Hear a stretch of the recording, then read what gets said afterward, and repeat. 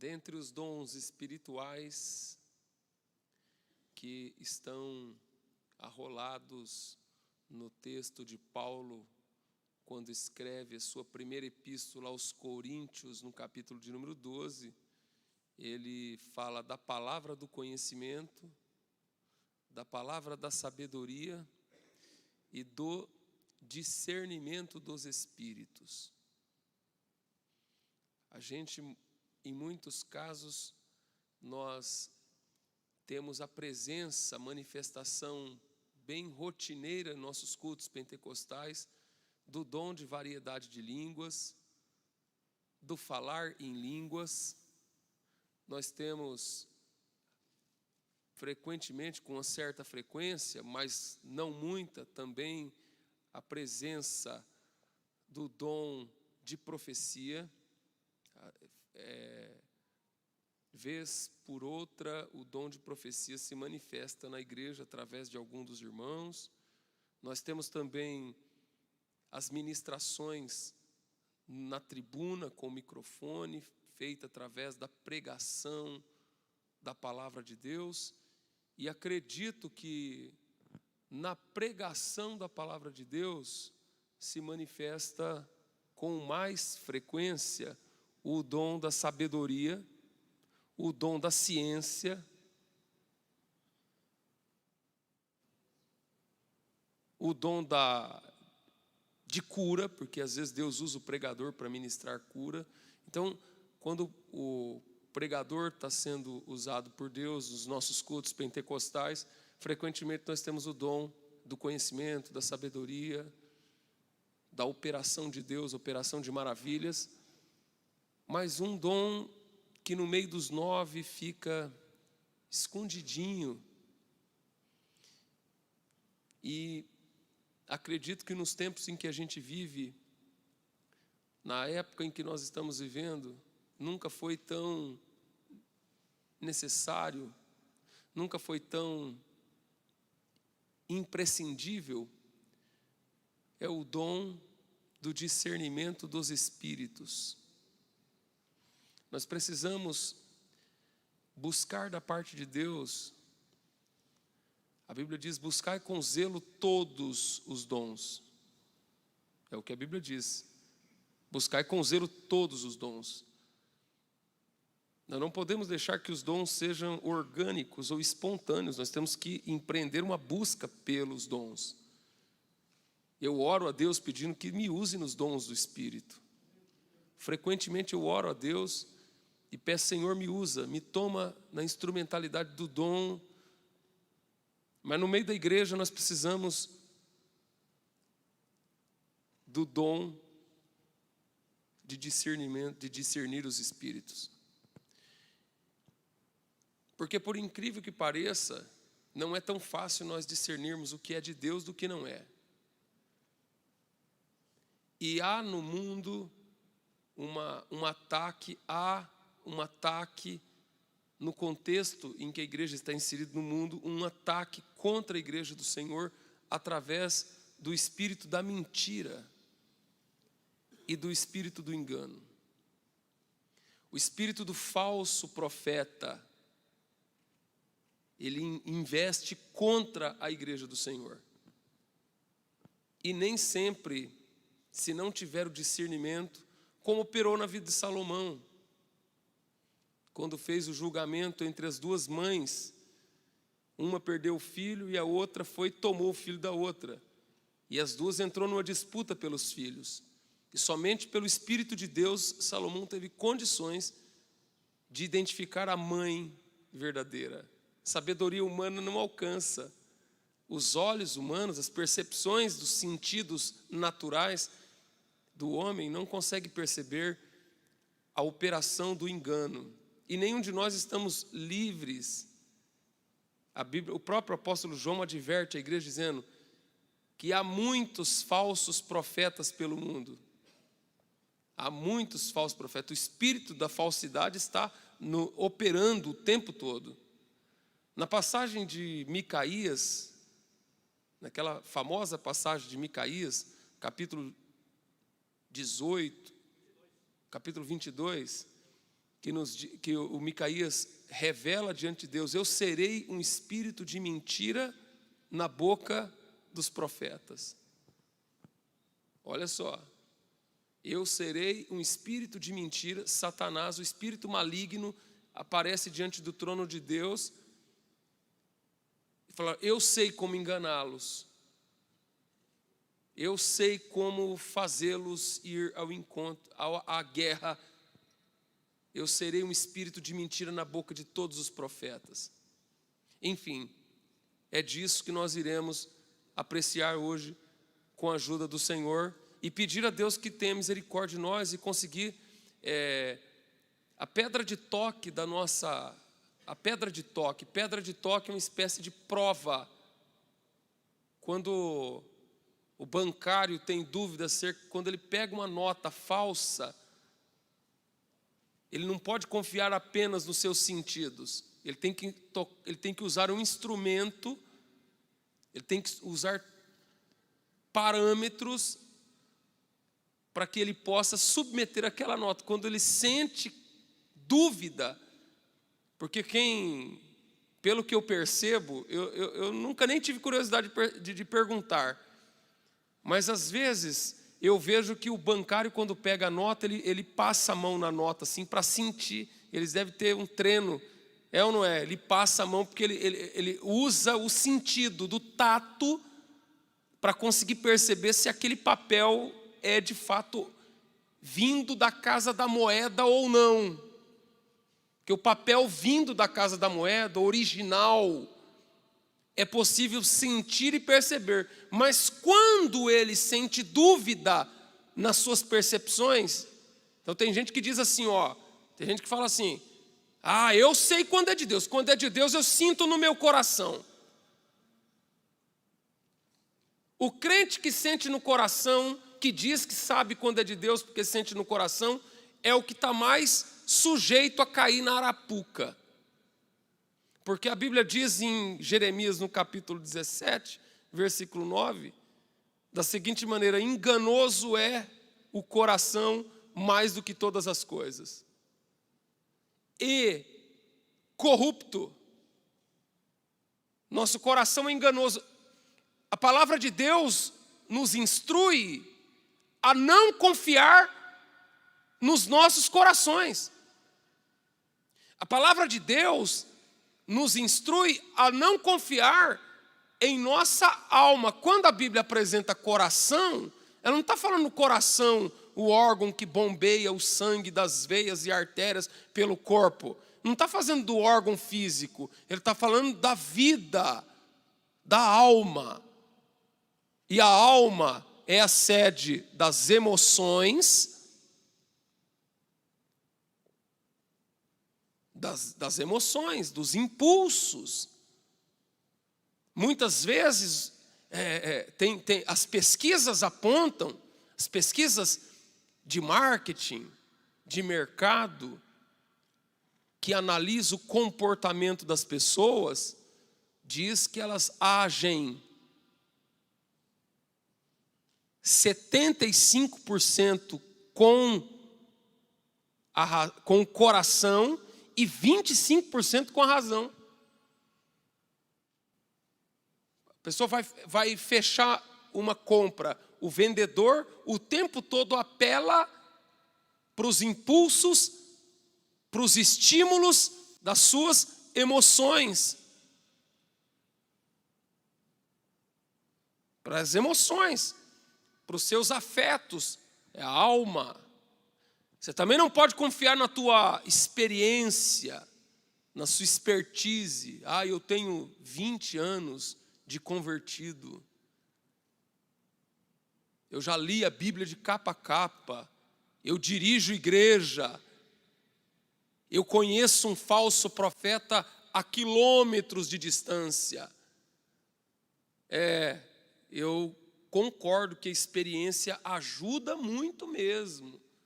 A experiência ajuda, a bagagem, o know-how, o cabedal de experiências, dirigindo, acompanhando o trabalho, assistindo a experiência, o traquejo na obra de Deus é uma base muito boa.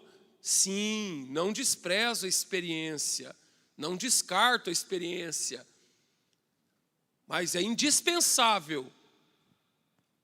A Bíblia diz para nós provarmos os espíritos, para ver se são de Deus. É para provar o espírito. Não é para você sair engolindo aí, feito avestruz. Daqui a pouco você está pegando gato por lebre. Alho por bugalho. Bucha de canhão por conhaque de alcatrão. Tem que tomar cuidado. Você não pode confiar na tua alma, no teu coração, porque ele é enganoso. É o que a Bíblia nos diz. Então, quando o bancário lá pega na nota, sente, mesmo assim ele tira a prova passando uma caneta. Tem uma caneta ali luminosa, e depois ele coloca contra a luz, para ter dúvida se aquilo é verdadeiro mesmo, vindo da casa da moeda. Se ela confirma os indicativos. E todo espírito precisa ser provado à luz da palavra de Deus. Todo espírito precisa ser provado. Precisa provar o espírito, irmão. Precisa provar o espírito. Até a Bíblia diz assim: provai e vede que o Senhor é bom. Perceba se a palavra de Deus é tão Deus nos protege tanto que ele fala assim: provai e vede que o Senhor é bom. Provar e vede. Até as coisas de Deus você precisa provar. Não sai engolindo tudo que aparece por aí não, irmão. Nós vivemos uma época que nós temos um volume de informações vindas de todos os lados. Porque nós temos acesso à rede mundial de internet. Temos aí toda essa disposição de informação que está diante de nós.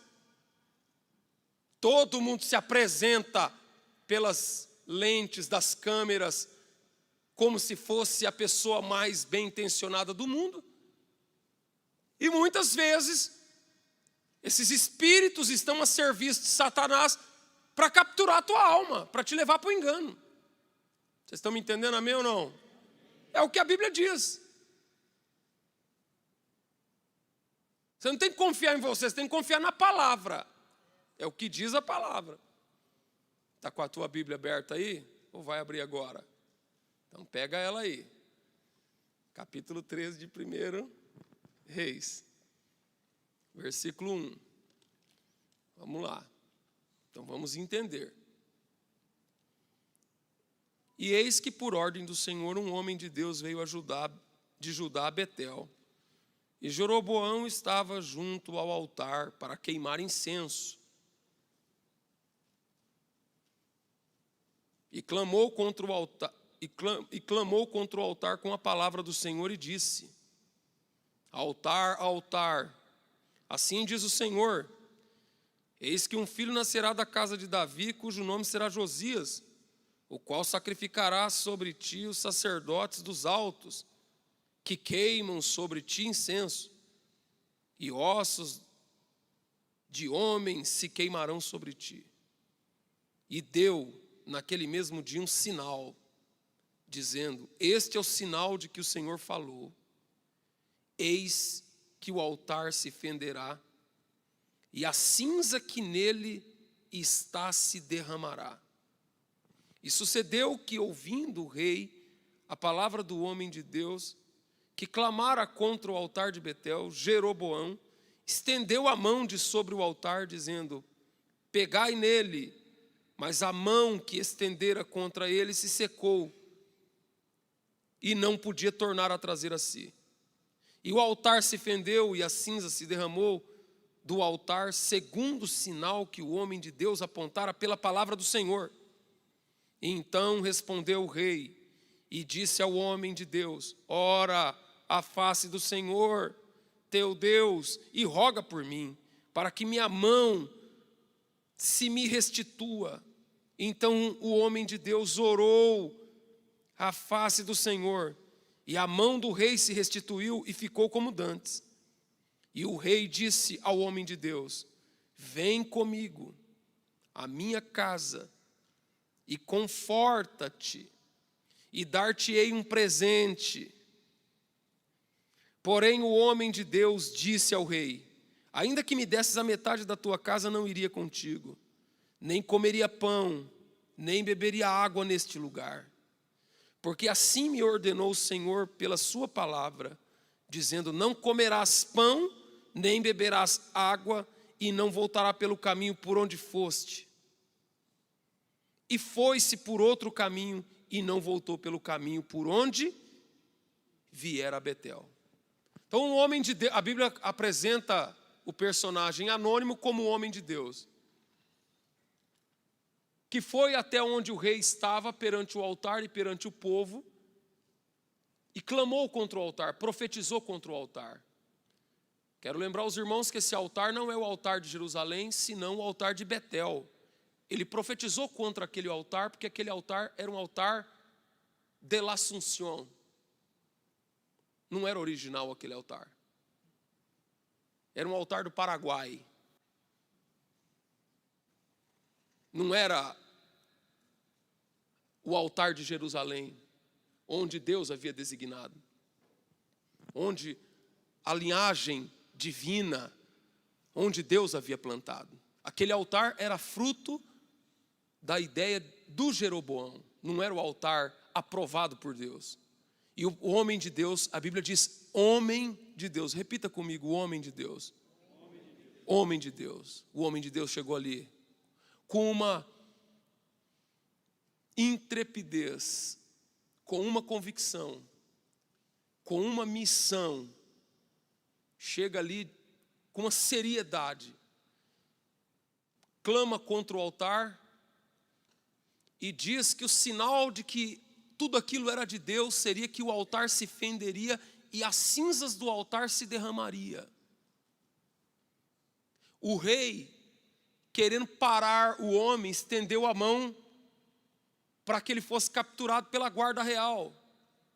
No que o rei estendeu a mão do rei secou na hora. E aquilo tudo de maneira pública. E é difícil, porque o texto não fala muitas coisas. O texto não esclarece muitos pontos. Mas uma autoridade espiritual confrontando a maior autoridade política, e a mão do rei secando, e em seguida o altar rachando no meio, imagina o impacto que isso não deve ter causado nos circunstantes, nos que ali estavam. O rei, quando se viu ali indiscutivelmente fisgado pelo juízo divino, recuou na hora e se dobrou ao homem de Deus e pediu para que o homem de Deus orasse, para que fosse revertido a ressequidão das suas mãos, da sua mão. E a Bíblia nos diz que o homem de Deus orou e a mão do rei voltou ao normal. Foi restituída. Restitui-me a minha mão, devolve a minha mão, que eu acabei de perder.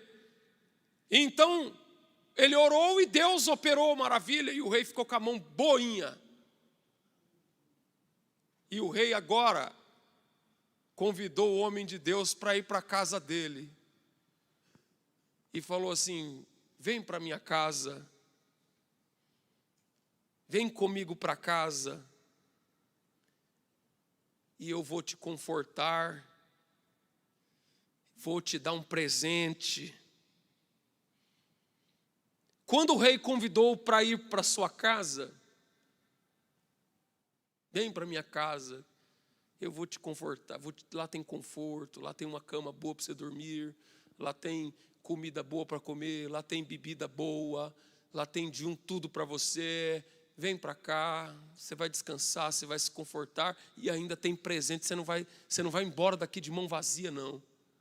Naquela mesma hora, de maneira objetiva, ele falou, nem que se você me desse a metade da tua casa, nem que se você me desse a metade da tua casa, não iria contigo, não comeria pão e nem beberia água neste lugar. Porque aquele profeta estava debaixo de uma ordem específica. E aqui eu quero chamar a atenção de vocês. Existem coisas que Deus pede para um e não pede para outro. Existem regras que são coletivas. Existem mandamentos do Senhor que é para toda igreja. Existem determinações de Deus que é para o João e para a Maria, para o Joaquim e para o Francisco, que é para todos, indistintamente. Porém, existem determinações de Deus que é pessoal, individual. Existe algum mandamento que proíbe alguém, um obreiro, ir na casa de alguém? Claro que não, irmão. Existe algum mandamento de Deus que proíbe alguém ir na casa do outro? Não, não existe. De modo geral, não existe. Então você pode me perguntar assim, pastor, é de Deus eu fazer tal coisa? A princípio eu posso dizer não. Isso não é questão de ser de Deus ou não. Tem coisas que você tem liberdade de fazer ou não, independente do mandamento do Senhor. Todavia, existem coisas que Deus exige de mim que não exige de você. Exige de você e não exige de mim. Por isso que a Bíblia diz, procurai, nós precisamos procurar saber qual é a boa e perfeita vontade de Deus. A boa e perfeita vontade de Deus. Qual é a vontade de Deus que se encaixa? Você chega numa loja para comprar roupa, tem a roupa de uma série de numerações. Você vai comprar um paletó, os obreiros, chega lá na loja, tem do 38 ao número 60. Você vai ter que encaixar aquele que está de acordo com a tua medida. Porque existe uma medida que atende cada um. Não é qualquer medida que atende qualquer pessoa. Então, para começarmos a desenvolver, para começarmos a buscar o discernimento de... Por que muita gente tem sido ferida pelo diabo? Porque depois que a pessoa se vê no embaraço do capeta, chega um ponto que ela não consegue saber o que é certo, o que é errado, o que é de Deus, o que não é, o que é bom, o que é ruim. Ela perde a sensibilidade. Acontece muito isso com os nossos sentidos naturais. Por exemplo, você entra numa loja de perfume.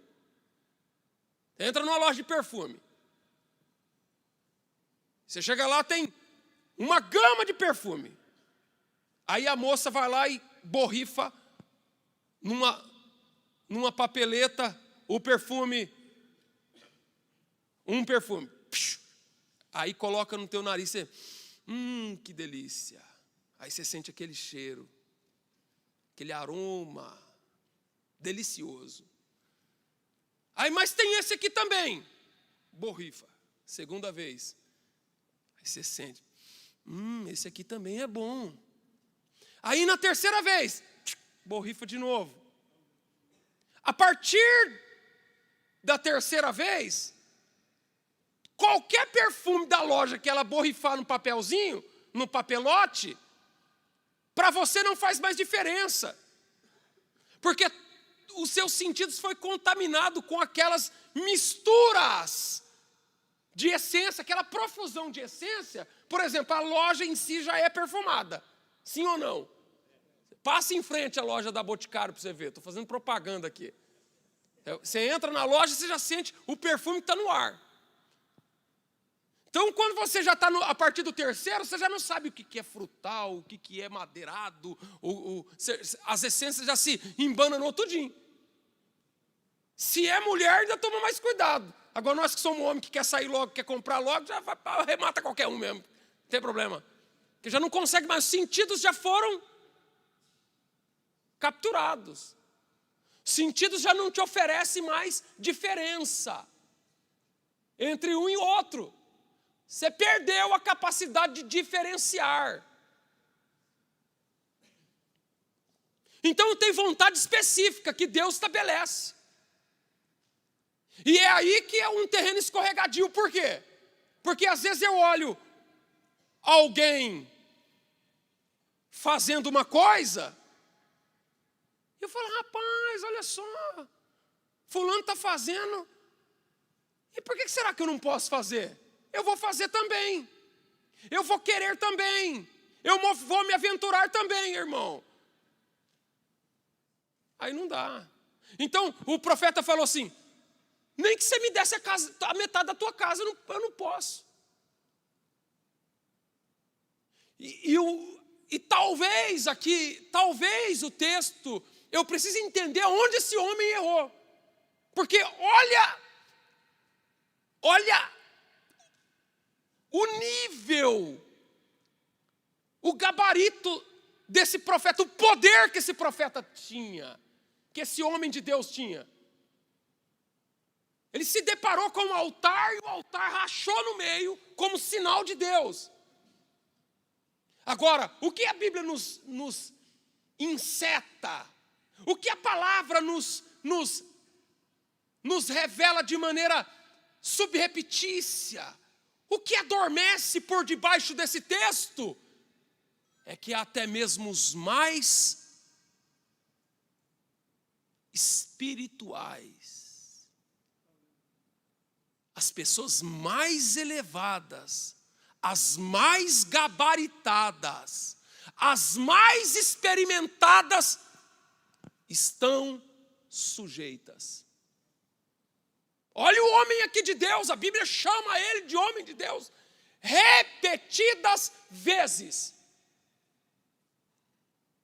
Nem todas, Davi era homem de Deus, e nem todas as vezes a Bíblia se referiu a ele como homem de Deus. Abraão era homem de Deus, e nem todas as vezes a Bíblia se referiu a ele como homem de Deus. Mas ele nem nome tem.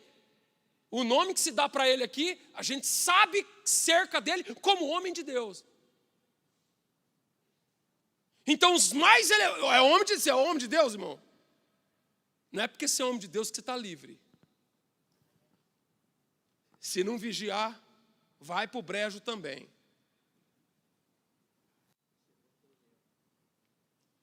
Escreveu, não leu, já era. Bobeou, dançou. Ah, mas eu oro, eu tenho uma vida de oração no altar de Deus. Eu tenho uma vida consagrada ao Senhor. Eu oro, eu busco, eu jejuo, eu faço campanha, eu oro no monte, eu sou usado por Deus. Parabéns. Deus te abençoe. Mas existem ordens específicas de Deus para você. E que você precisa respeitar as ordens específicas que Deus deu para você. E você não pode olhar nem para a direita nem para a esquerda, porque é para você e acabou. Outro ponto. Deus revelou para ele que não era para ele comer nem beber e nem voltar pelo caminho que ele veio. Deus revelou para ele. Nem tudo que Deus revela para você, você tem que sair bandoleirando por aí. Mal de muitas pessoas que têm visão de Deus, é que ele tem visão de Deus, Deus visita ele em sonho, ele tem visão, é de Deus. Mas quem foi que disse que eles têm que sair contando para todo mundo? Não, porque Deus me mostrou, porque eu tive uma visão assim e tal, e eu sonhei com a coisa, e ele conta, sabe, ele conta o sonho, e ele sai abrindo para quem não tem nada a ver. Ele podia só recusar sem se explicar. Você não deve explicação para ninguém do que você está fazendo da tua vida espiritual. Deus revelou para você, porque Ele vai e conta. Na hora que Ele conta, é em cima disso que o adversário vai trabalhar. Toma cuidado com o que você conta. Tem coisa que é específica para você. É a tua intimidade com Deus. Exatamente em cima desse ponto. E isso não é uma premissa estratégica só para quem é espiritual, não. Nós estamos falando de discernimento espiritual. E no discernimento espiritual, você tem que tomar cuidado com o que você conta. Porque nem tudo que Deus te mostrou é para você contar. Nem tudo que Deus te mostrou é para você contar. Nem tudo que Deus te mostrou é para você contar. Deus te mostrou? Irmão, eu tomo o caso de Maria, porque o anjo visitou Maria e falou para ela, o Espírito vai te encobrir. A virtude do Espírito vai te tomar. E da semente divina você vai gerar um filho de Deus. E o anjo revelou para ela tudo aquilo. E o evangelista Lucas, no capítulo 1 de Lucas, que ela guardou aquela palavra no coração, e conforme foram sucedendo os fatos, ela ia confirmando no coração o que Deus havia dito. Ela não saiu batendo lata para as esquinas, pelas ruas, indo no vizinho, na sogra, no Facebook. Olha, Deus me revelou que eu vou ser a genitora do Filho de Deus, que o Espírito... Não contou nada, ela guardou no coração. E conforme a palavra foi cumprindo, ela foi entendendo. Hoje, irmão, nós parece que a gente vive na vitrine global. Nós vivemos numa vitrine global. As pessoas querem ser vistas. Elas querem ser percebidas. Elas querem se apresentar como se estivesse bem. Quer ser vista. As redes sociais hoje transformou as pessoas comuns em celebridades. As pessoas se apresentam nas redes como se fossem as pessoas mais felizes, mais tops, mais bem-sucedidas. Irmãos. É assim. Há uma ânsia por ser percebido. Mas o profeta, porque assim me ordenou o Senhor. E em nenhuma parte dessa ordem do Senhor que ele narrou, diz que Deus ordenou que ele saísse contando para todo mundo. Então me perdoe, eu acho que ele não devia ter contado. Porque foi justamente naquilo que ele contou que o diabo trabalhou. Que o diabo não é onisciente. Deus é onisciente, o diabo não. O anjo não é onisciente. O ser humano não é onisciente. O diabo não é onisciente. O diabo é onisciente? Então o diabo vai trabalhar em cima daquilo que você falar. Em cima do que você falar. E tem coisa que não é para falar. E parece que não é nada. Quando ele fala, parece que não é nada. Que mal tem ele falar o que ele falou? Olha aí, irmão, que mal tem. Está aqui. Parece que não é nada, parece que não vai dar nada, parece que não. Mas aquilo foi o que a deixa que o diabo precisava para poder. Faz quietinho. Fica na tua. Se Jesus aparecer, Deixa que ele faça a obra. Deixa que o tempo de Deus revele as coisas que precisam ser reveladas. Está fazendo? Continua fazendo. Às vezes a gente faz e quer que as pessoas enxerguem o que nós estamos fazendo. Quer que as pessoas saibam do que nós estamos fazendo. E às vezes, só Deus saber já basta. Só Deus saber já é o suficiente. Vocês estão me entendendo? Sim ou não? Estão entendendo o que Deus está falando aqui nesse lugar? Eu estou entendendo o que Deus está falando nesse lugar. Eu estou falando de discernimento dos espíritos. Nem todo espírito é de Deus. Então você tem que entender que existe um mundo espiritual. E que esse mundo espiritual, a Bíblia diz, a vida e a morte está no poder da língua. Ele foi e contou para o rei. Esse rei era mais desviado que tudo, irmão. Esse rei Jeroboão aqui era desviadaço. Desviado, carnal. Não entende nada das coisas de Deus, das coisas do Espírito. Você conversar com coisas... Um crente espiritual querer explicar coisas espirituais para um crente carnal é malhar em ferro frio. Não vai entender nunca. A igreja, por exemplo, a igreja ela tem a parte administrativa. A igreja tem a parte organizacional. A igreja tem a parte hierárquica. Não tem a parte hierárquica na igreja? Não tem uma estrutura hierárquica? Mas acima de todas essas instâncias naturais, paira sobre a igreja uma natureza espiritual. E é essa natureza espiritual que deve ser levada a efeito. Porque senão nós levar a coisa só na matemática, só no racional, só na técnica.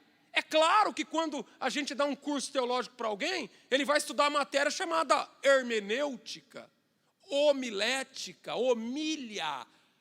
Nós vamos ensinar o obreiro como pegar o microfone, como gesticular, como iniciar um sermão, como desenvolver uma palavra. Isso é a parte natural, intelectiva, organizacional. Mas isso faz um pregador por si? Isso faz um profeta? Não faz. Então quando ele conta, olha só, aí vem a parte de baixo do texto. Ao abrir o bocão. Já viu aquele texto aquele livro da Joyce Meyer? Eu e a minha boca grande? Glória a Jesus. Eu e minha boca grande. Que Deus nos guarde debaixo do seu sangue, irmãos. Olha só. Aí vem a parte seguinte do texto. E morava em Betel um profeta velho. Se tivesse escrito um velho profeta, beleza. Um velho profeta, tá certo. Um velho profeta é um profeta balizado, um velho profeta, um profeta vivido, mas um profeta velho já começa, é um profeta velho, não enseja aqui a questão de idade. Aqui mostra um profeta inapto, um profeta que não tinha compromisso com a verdade. Porém, a Bíblia não diz que ele era um falso profeta. A Bíblia não diz que ele era um profeta mentiroso. A Bíblia só diz que ele era um profeta velho. Profeta velho, quando ficou sabendo disso,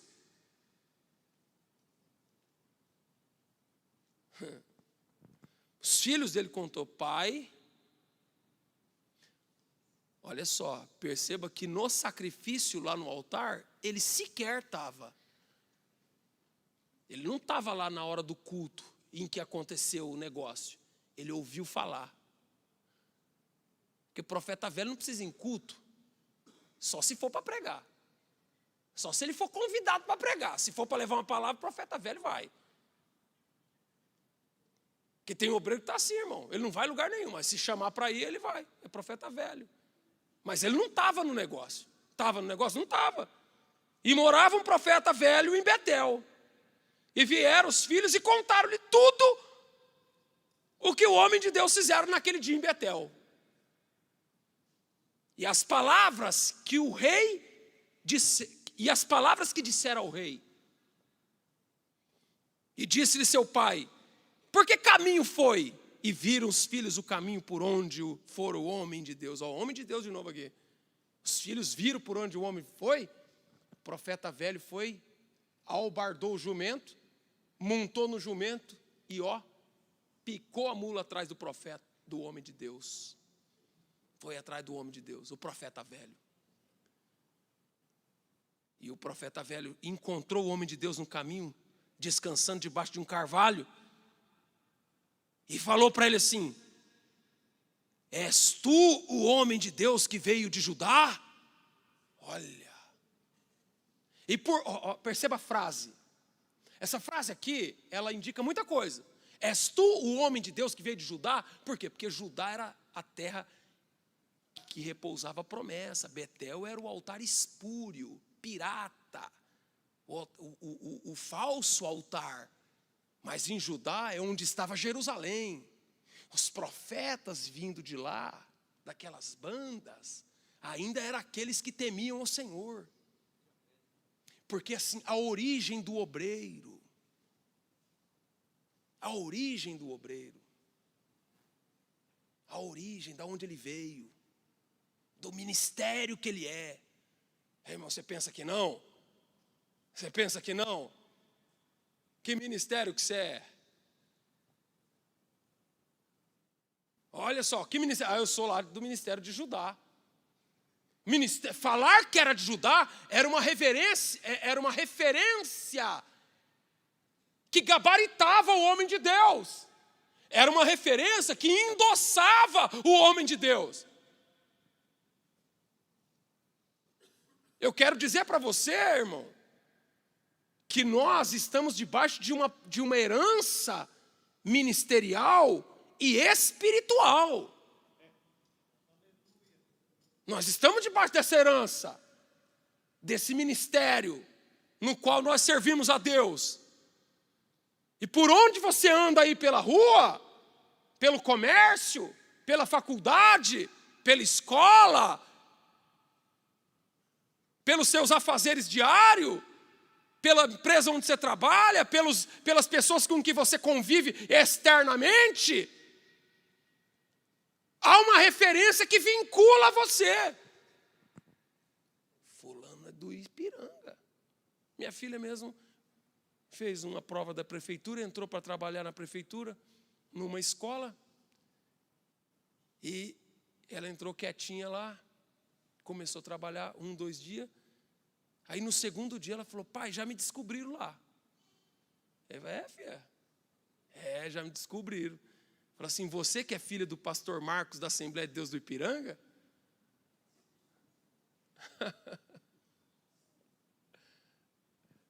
A referência está colada em você. Fulano de tal. Quem que mora ali? Do Ipiranga. Aquele obreiro? Do Ipiranga.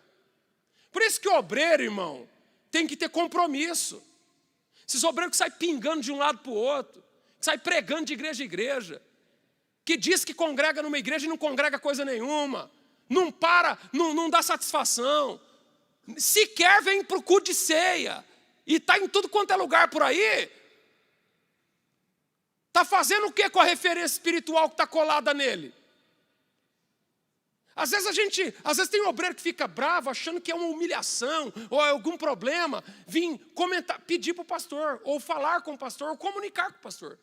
Eu não controlo ninguém, não impeço ninguém de pregar, de cantar, igreja que for. Pode pregar, pode cantar. E se não quiser me avisar, também não tem problema não. Obrigado não é, mas é bom que faça, convém que faça. Por quê? Por causa da referência espiritual. Porque as coisas não estão soltas no espaço sideral. Você não é filho de chocadeira não, irmão. Aqui não tem obreiro filho de chocadeira não. Quando você foi separado para o ministério, alguém colocou a mão sobre a tua cabeça. E é dessa origem que você veio. Paulo fala assim: ainda que vocês tivessem muitos aios, ainda assim não teria muitos pais, porque eu, no Evangelho, vos gerei. Em Gálatas ele diz, filhinhos, pelos quais ainda sinto dores de parto, até que Cristo seja gerado em vós. Oh, meu Deus do céu, você é filho de chocadeira? Ou você é filho da casa? Quando eu demoro para ligar para minha mãe, ela fala assim, você está pensando que você é filho de chocadeira? Ela já dá uma brigada feia comigo. Às vezes a gente fica assim envolvido com muita coisa, né? Eu dou uma demoradinha, já levo um chega para lá. Você é filho de chocadeira, Marco? É assim. E ela não me chama de Marcos, ela chama de Marco. É desse jeito que eles me chamam lá em casa. É assim. Por isso que eu estou falando isso aqui. Você não é filho de chocadeira, não, irmão. Você tem um ministério. Ou não tem? Você tem uma casa, ou não tem? Você tem um pastor, ou não tem? Você tem uma liderança espiritual, ou não tem? Mas o profeta velho foi atrás dele. Irmão, toma cuidado. Porque assim, sabe o que acontece? Eu nunca fui atrás de igreja nenhuma para pregar. E nunca faltou igreja para eu pregar. Eu nunca fui atrás de ninguém para me consagrar a nada. Eu nunca pedi para pastor nenhum para dirigir igreja. Nunca bati na porta, nunca pedi para ninguém. Nunca fui atrás de ninguém. E eu desconfio de pessoas que ficam indo atrás do outro.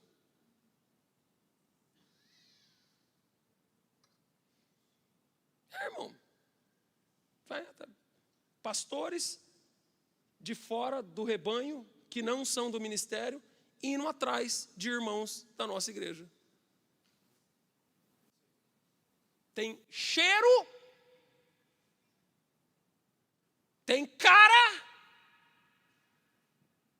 tem pelo de cachorro, tem cheiro de cachorro, tem cara de cachorro, mas não é cachorro, não é. Tem cara de profeta velho, tem cheiro de profeta velho, tem jeito de profeta velho. Você fala assim, eu vou orar para ver se é de Deus. É profeta velho, irmão. Está na cara. Por exemplo, eu não convido, nunca fiz isso. E não falo isso para me orgulhar, não é questão de orgulho, não. E também não vou ficar dizendo essas coisas, mas nunca fiz. Nunca chamei ninguém, uma viva alma para congregar comigo. Nunca chamei ninguém. Eu tenho uma amizade com obreiros, com pastores, ando pela rua, mas nunca falei assim, fulano, vem congregar comigo aqui no Ipiranga. Aqui o ministério é bom. Aqui você vai ter oportunidade. Aqui você vai ter cargo. Mas o que não falta por aí é profeta velho ir atrás de homem de Deus e oferecer, vem para cá. Aqui você vai ter roupa lavada, aqui você vai ter cama, mesa e banho. Aqui você vai ter cabelo, bigode e barba. Aqui você vai ter de um tudo. Faz aquelas promessas. Certa feita, ainda estava em Três Lagoas. Já estou terminando, irmãos. Mas eu preciso terminar a mensagem também aqui, que Deus mandou. Eu estava em Três Lagoas ainda, chegou um obreiro e falou para mim assim, pastor, fulano de tal encontrou comigo, me ofereceu para ir trabalhar com ele no ministério dele, lá onde ele é presidente, não sei o quê. Ele me ofereceu um salário de R$3.000 por mês. Isso naquela época. Um salário de R$3.000, um carro na garagem, casa alugada, não sei o quê. Então, pastor, eu vim aqui porque eu tenho uma proposta. E ele olhou para mim assim. Ficou olhando e eu fiquei olhando para ele estatelado assim. Minha senhora não vai me dizer nada? Eu falei, eu não.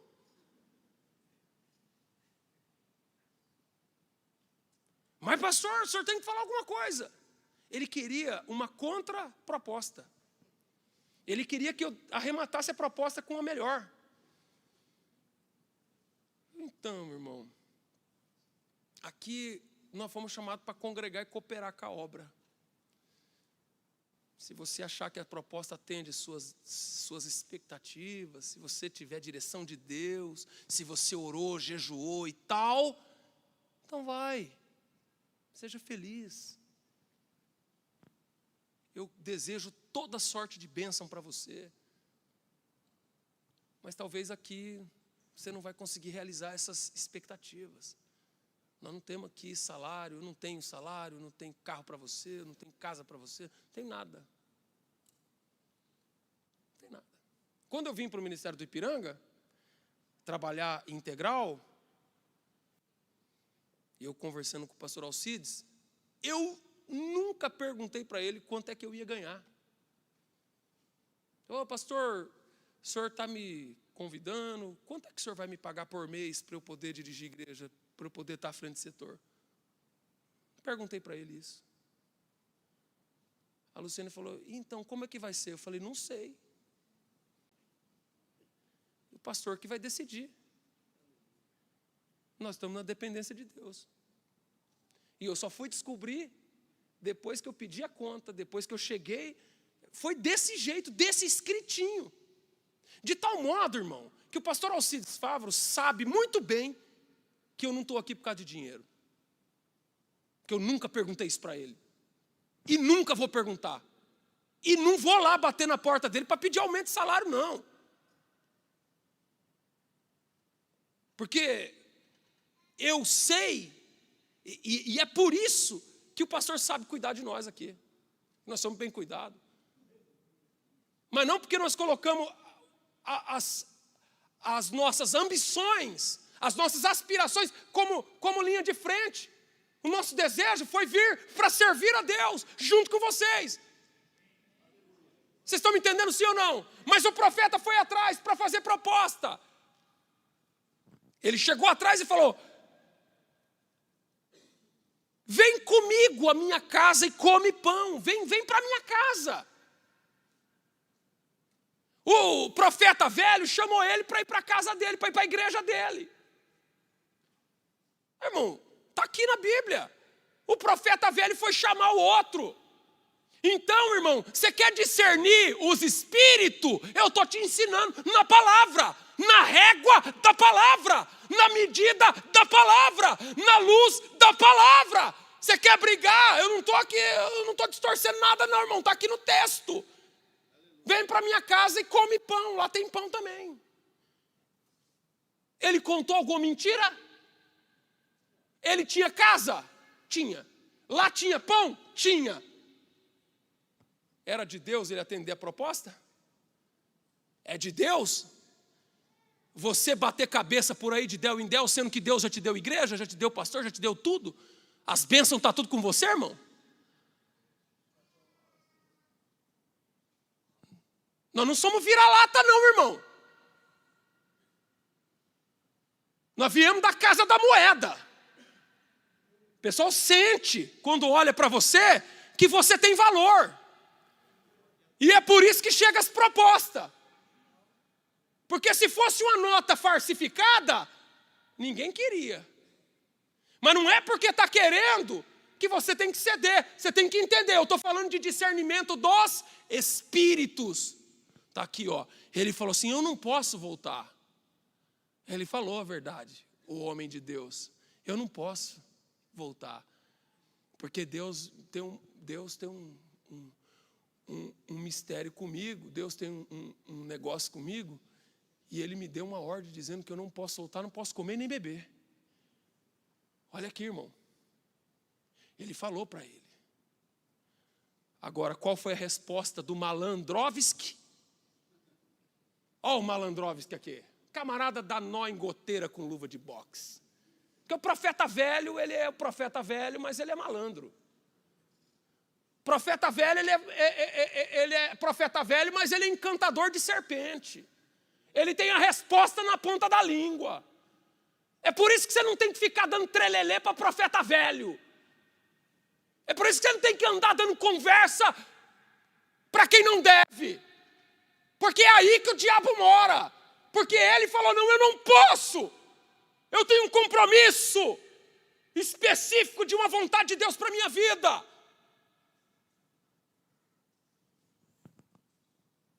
Ele falou: eu não posso. Nem tampouco comerei pão, nem beberei contigo água nesse lugar. Porque foi mandado pela palavra do Senhor.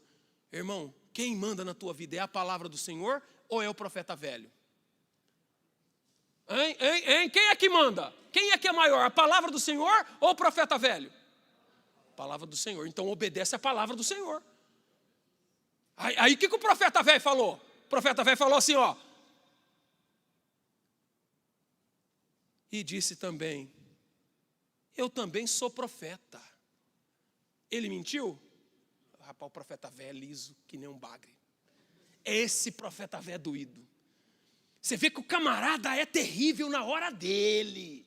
O camarada é malandrovski, malandragulha. Ih, rapaz, olha só a colocação no olho do mosquito que ele deu aqui. Eu também sou profeta, igual a você. E olha só. E um anjo me falou pela palavra do Senhor. Pergunto para vocês agora de novo. Quem manda mais, a palavra do Senhor, o profeta velho ou o anjo? Quem é que manda? A palavra, o profeta velho ou o anjo? A palavra. Não tenha dúvida, irmão. Na palavra você não erra. Na palavra você não desvia. Na palavra você não afunda. Na palavra você não vem maldição na tua vida. Na dúvida, agarra na palavra. Eu estou aqui na palavra. Meu compromisso é com a palavra. Meu compromisso é com o pastor? Não, meu compromisso é com a palavra. Não, mas e o anjo? O anjo, olha o anjo. Olha a malandragem aqui, olha o anjo. Que eu tive uma visão. Deus me revelou. Palavra anjo ou revelada? Palavra profeta velho, anjo ou revelada? Vocês que sabem, irmão. Vocês vão atrás de revelada? O que eu já vi de gente se lascar com revelada, com profecia vazia, com profecia água de salsicha, que o camarada fala um monte de coisa vazia, sem sentido nenhum. Depois ele pega um cumprimento lá na frente e fala: tá vendo, aquele dia foi o que eu tinha falado. Só que quando você olha o que ele tinha falado, ele não falou nada com nada. Ele não falou nada, irmão, não falou nada com nada, é só para enganar. E nós estamos na luz da palavra. Você está aqui na luz da revelação da palavra. E é ela que manda na minha e na tua vida.